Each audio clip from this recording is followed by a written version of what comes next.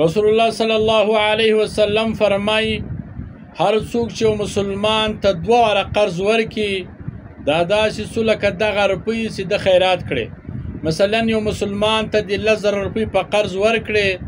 او هغه دا قرض در ادا کوي، تا بیا د مسلمان ته د 10,000 روپۍ په قرض ورکړي دا داسې څه لکه تاسې د 10,000 روپۍ خیرات کړي. حضرت ابو درداء رضی الله تعالی عنه فرمایي وای که زه 2 دیناره ولرم او زه تر دې دا خوشوم چې زه دا خیرات کم، تر دې خوشوم چې چاته 2 واره په قرض ورکم، یعنی خیراتول یې نه بلکې 2 واره په قرض ورکم، زه دا خوشوم، ماته خوند راکوي. نو ای زما عزتمند ورونو مسلمانانو،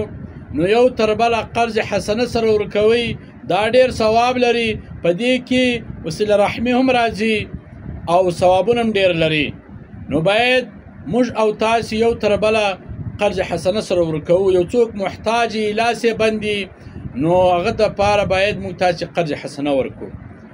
او هغه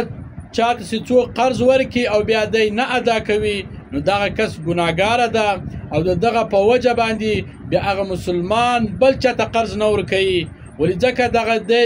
بیرولی ده ته قرض ورکړی او دی هغه قرض نه ورکوي، په خپل ټیم یې نه ورکوي یا یې له سرې نه ورکوي، مردارپوري کې کوي، نو هغه بیا بل چاته هم قرض نه ورکوي. نو هغه کس یې له خیرات له نیکي څخه بند کوي. او کم کس چې مړ سي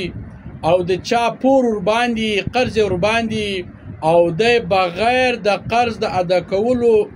مخته مړ سي، یعنی قرض یې نه ادا کړی، نو په ورځ د قیامت چې دغه د قرض حساب ورنکړي جنت ته به داخل نه سي.